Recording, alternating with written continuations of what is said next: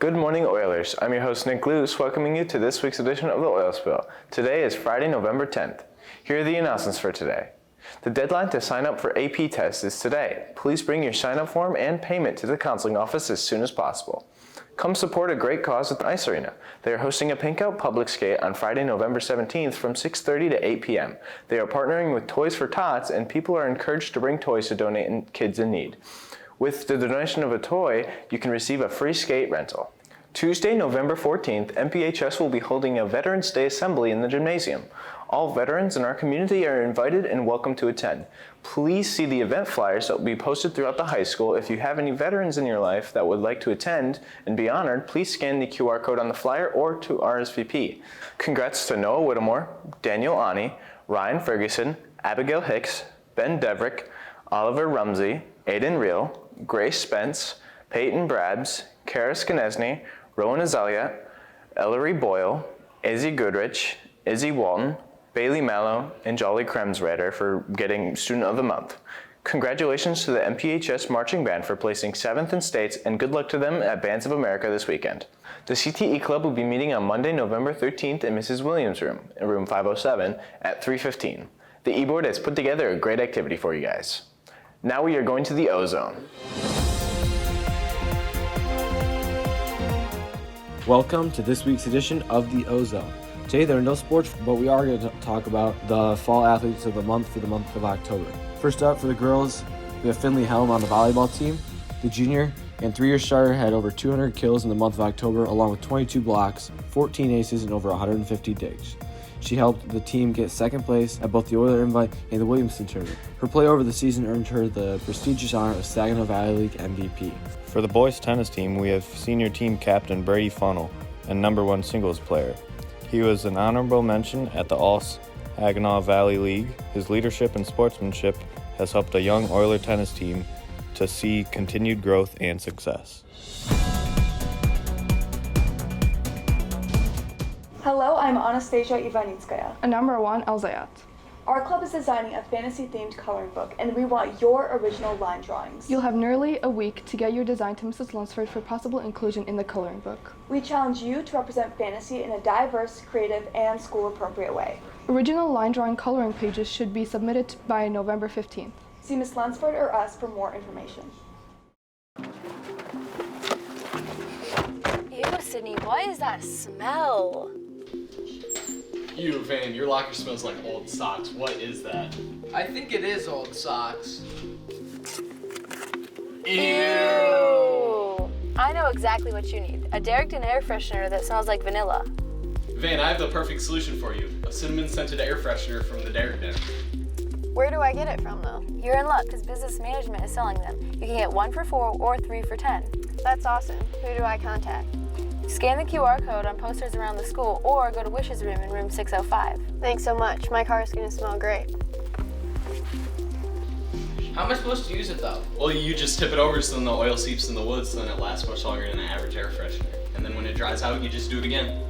Wow, that's awesome. I'll be sure to get one.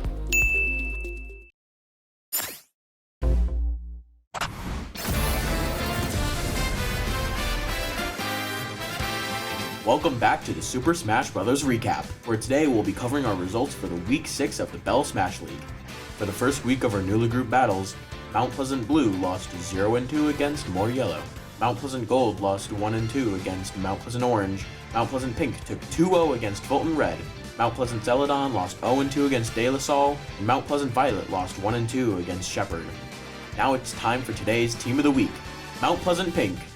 They truly established themselves as one of the greatest Mount Pleasant teams with their match against Fulton Red this week.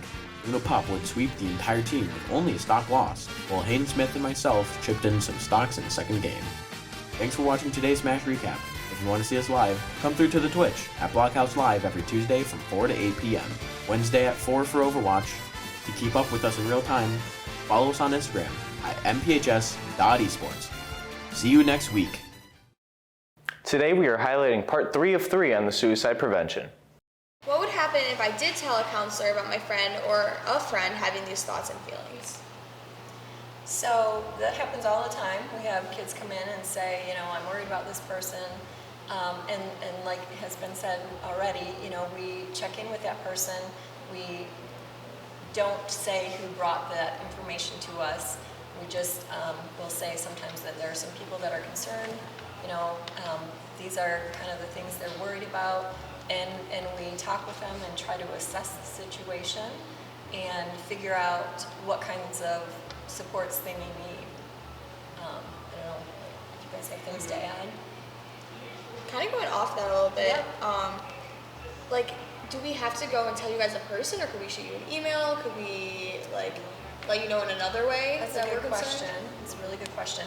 So email is sort of an option, but again, when something's time sensitive, if you send me that email and I happen to be out sick that day or at a conference, I may not get that email. So that could be one level, but then I would follow up with something to make sure somebody's aware of it that day, or because we don't want to miss something. Yeah, We want to be able to meet them and catch them right away. Yeah. So we can connect. Good question. Yeah. It's not scary down in our office either. It's just very open doors, confidential. Yeah. It's always open door policy. Friendly co-ops. Yeah, we want you to always feel comfortable coming to our office to bring anything, and we can just help you out with it. So. What do I do if I have a friend who is depressed and they're always telling me the things going on in their life, and I'm worried, but it's making me feel overwhelmed? Yeah, that can happen. Well, I think we've touched on it a couple times about the boundaries for yourself. Again, and I kind of brought it up before, where you are not trained therapists, you're not trained school counselors. You can be supportive of your friend to a certain extent, but then sometimes it gets really overwhelming for yourself, and you're not sure what to do. And we're all trained to do that, and so don't feel afraid to get in touch with us to step in. I've had several students over the years come to me and say, I'm trying to be supportive of my friend, but I don't know what to do at this point. I'm up all night thinking about it. I can't sleep. I'm not doing my work at school because I'm worried about them. And that is when it's time for someone else to get involved and really, help them through that process that can. And you want to be a good friend, but you also have to take care of yourself too. Yeah, and I would just say, honesty is always the best policy. If it's my friend, I'd say, hey man, or hey, I care about you, I love you, you're one of my best friends, and I'm happy to be here and support you. But some of the stuff's over my head. I got all my own things going on, and I don't even know if I'm helping you. So at some point, it's like, let's get somebody else in here to deal with some of that stuff, and we're gonna absolutely hang out still. And I'm here to support you, but some of the stuff's just above my level of what I can do or say to help you. And you're still a really good friend for doing that. Just because you have them go to the counselor or anything, you're still a good friend.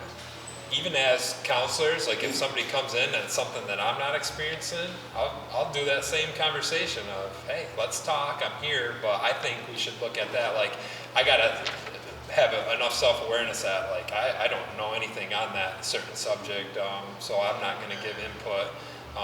So I do think just being real, being a friend, but honesty is very much the best policy of, hey, like this is above my level, let's get somebody else in, and still your friend, still here to listen. What if we are in school and I'm worried about someone who is thinking about suicide? And you're not in school? Yes. So we kind of covered that as far as talking to a parent, maybe your parent or the friend's parent, if you can get a hold of them to let them know.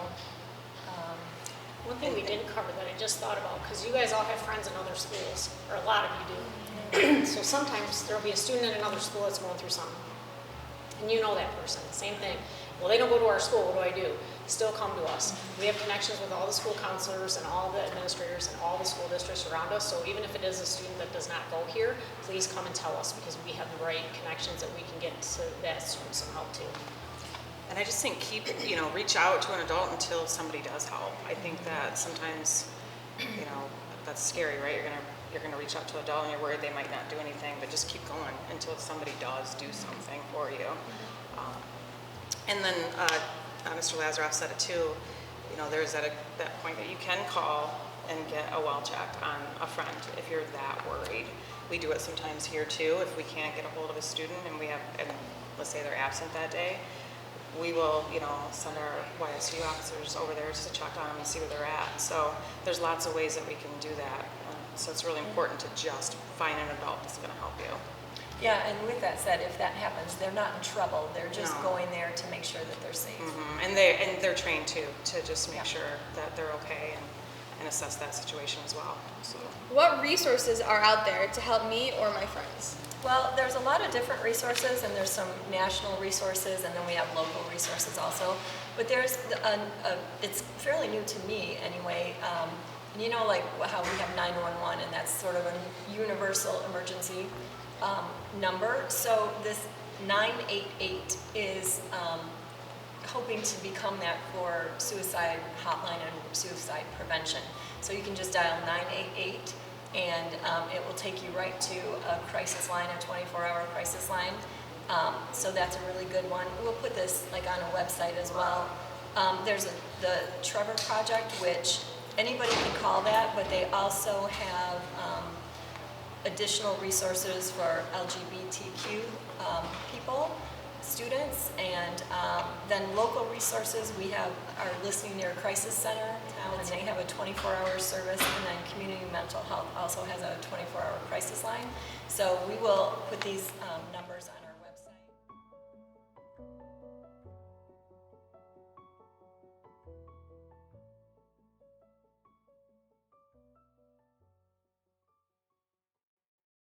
This has been Nick Luce. Please stand for the Pledge of Allegiance and have a great weekend, Oilers.